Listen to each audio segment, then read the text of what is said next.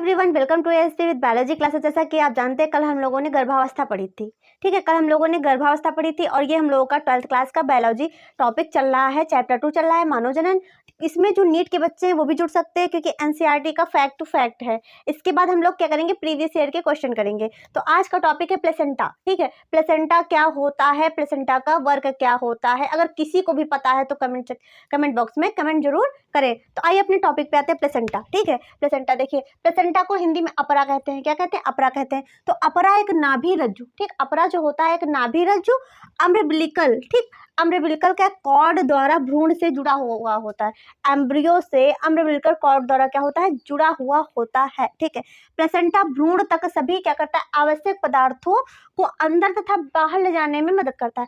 आप सोचते हो जैसे कि माँ के गर्भ में बच्चा है, माँ के गर्भ में जब बच्चा है तो उसको न्यूट्रिशन कैसे मिल रहा है। भाई सब लोग कहते हैं अच्छा अच्छा खाओ, अच्छा अच्छा सोचो है, और पानी ज़्यादा पियो, अगर अच्छा खाओगे तो क्या होगा, जो बेबी होगा वो हेल्दी होगा। तो कैसे उसको न्यूट्रिशन मिलता है, तो ये प्लेसेंटा की जो नाभि होती है इसी के माध्यम से क्या होता है, बच्चे को जो होता है न्यूट्रिशन जाता है और वहाँ से जो वेस्ट मटेरियल होते हैं, क्योंकि बच्चा खाएगा, ठीक है, तो वेस्ट प्रोडक्ट तो निकालेगा ही ना। तो वेस्ट प्रोडक्ट निकलते हैं उसी के माध्यम से क्या माँ के शरीर में आते हैं। ठीक है, और फिर फंक्शन ऑफ प्लेसेंटा, प्लेसेंटा का कार्य क्या होता है, देखो, अपरा भ्रूण को ऑक्सीजन तथा पोषण की अब जो आपूर्ति CO2 तथा भ्रूण द्वारा उत्पन्न उत्सर्जित पदार्थों को बाहर निकालने में क्या करता है, मदद करता है। ठीक है, तो इसमें देखो क्या अपरा क्या करता है, भ्रूण को ऑक्सीजन की जो आपूर्ति होती है उसको पूरा करता है, पोषण को पूरा करता है, न्यूट्रिशन को पूरा करता है। फिर भैया बच्चा भी तो शोषण करता है, तो वहाँ से कार्बन डाइऑक्साइड लेकर के बच्चा जब गर्भ में होता है तो क्लोम जैसे होते नहीं है मछलियों में, वैसे क्या क्लोम जैसे वो, क्योंकि वो पानी में सांस लेता है। ठीक है,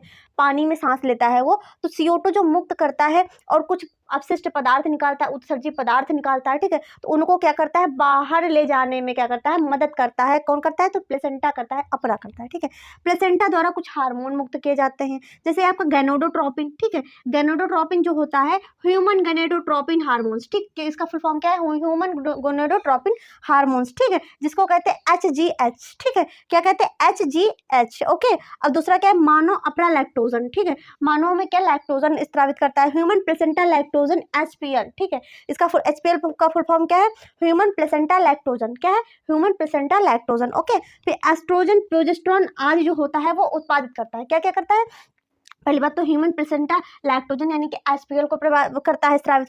फिर क्या होगा, चौथे नंबर पे देखो, एस्ट्रोजन जो होता है, प्रोजेस्टेरोन होता है, आदि हार्मोन्स का क्या उत्पादन जो होता है प्लेसेंटा के द्वारा किया जाता है। ठीक है, उसके बाद प्लेसेंटा द्वारा प्रसव के समय, जब प्रसव का टाइम आता है, जब प्रसव का टाइम आता है, जब गर्भ का बाहर आने का टाइम आता है, तो प्लेसेंटा के द्वारा, ठीक, जो अपरा होता है उसी के द्वारा रिलैक्सन जो हार्मोन्स होता है वो स्रावित किया जाता है, जिससे क्या माँ के गर्भ में संकुंचन होता है। क्या होता है, संकुंचन होता है। ठीक है, और फिर इसके अलावा दूसरे हार्मोन जैसे एस्ट्रोजन, ठीक है, इसके अलावा भी कौन कौन से हार्मोन का स्राव करता है, तो एस्ट्रोजन, प्रोजेस्टेरोन, कार्टिसोल, प्रोलैक्टिन। ठीक है, प्रोलैक्टिन, थायरॉक्सिन आदि की मात्रा संगर्भता के दौरान माता के जो रक्त होता है उसमें कई गुना प्लेसेंटा क्या कर देता है, बढ़ा देता है। सोचो कौन कौन से हार्मोन, एस्ट्रोजन का भी, प्रोजेस्टेरोन का भी, कार्टिसोल का भी, प्रोलैक्टिन का भी और थायरॉक्सिन आदि की मात्रा क्या करेगा, संगर्भता के दौरान क्या करेगा, माता के रक्त में इसकी मात्रा को बढ़ा देगा। इसका एक एक पॉइंट आपको क्लियर हो गया होगा, ना क्लियर हो तो कमेंट सेक्शन में कमेंट जरूर करें।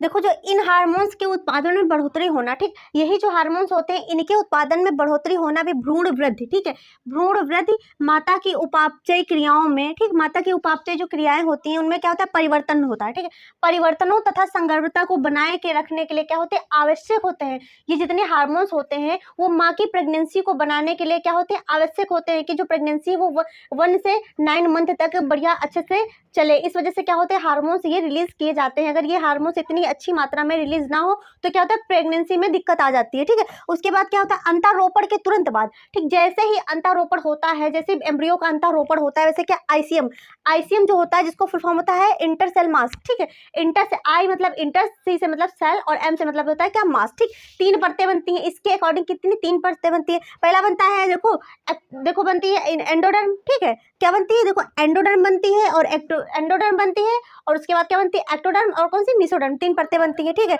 ये तीनों ही स्तर क्या होते हैं, वयस्कों में सभी ऊतकों का क्या निर्माण करती हैं, ये तीनों ही परतें क्या होती है वयस्कों में। हम लोगों की जो स्किन है इसमें देखो एक्टोडर्म है, एंडोडर्म है और मेसोडर्म है। ठीक है, एक्टोडर्म, मेसोडर्म और एंडोडर्म 3 परतों से मिलकर के स्किन बनी हुई है ना, चमड़ी जो है ये बनी हुई है, तो इसी का क्या करती है, निर्माण करते हैं वयस्कों में। मानव में संगर्भता की अवधि कितनी है, अगर अवधि पूछी जाए तो 9 महीने तक होती है। ठीक, 0 से लेकर के 9 महीने तक होती है। ठीक है, अब चेंज ड्यूरिंग प्रेगनेंसी। ठीक है, प्रेगनेंसी के दौरान बॉडी में कौन कौन से चेंज होते हैं, और एम्ब्रियो का जो मतलब यानी प्रेगनेंसी के दौरान जो भ्रूण बनता है, एम्ब्रियो बनता है, उसमें कौन कौन सी बॉडी में कौन कौन से चेंजमेंट किस किस मंथ में होते हैं। ठीक है, जब फर्स्ट मंथ होता है तो क्या होता है, भ्रूण और एम्ब्रियो का, भ्रूण जो होता है यानी कि एम्ब्रियो और हृदय का निर्माण होता है। हृदय की धड़कन क्या धीरे धीरे बढ़ते जैसे ही बढ़ती जाती है तो स्टेथोस्कोप से क्या होती है, सुनी जा सकती है, सुनी जाती है स्टेथोस्कोप से। ओके, फिर क्या सेकेंड माह में क्या होता है, भ्रूण देखो भ्रूण तो बना ही है, फिर वेब बनेंगे, प्लस क्या बनेंगे, पाद बनेंगी और अंगुलियां बनेंगी, मतलब पैर बनेंगे और क्या होंगे, अंगुलियां बनेंगी। 12वें सप्ताह में क्या होगा, अंग तंत्र। ठीक है,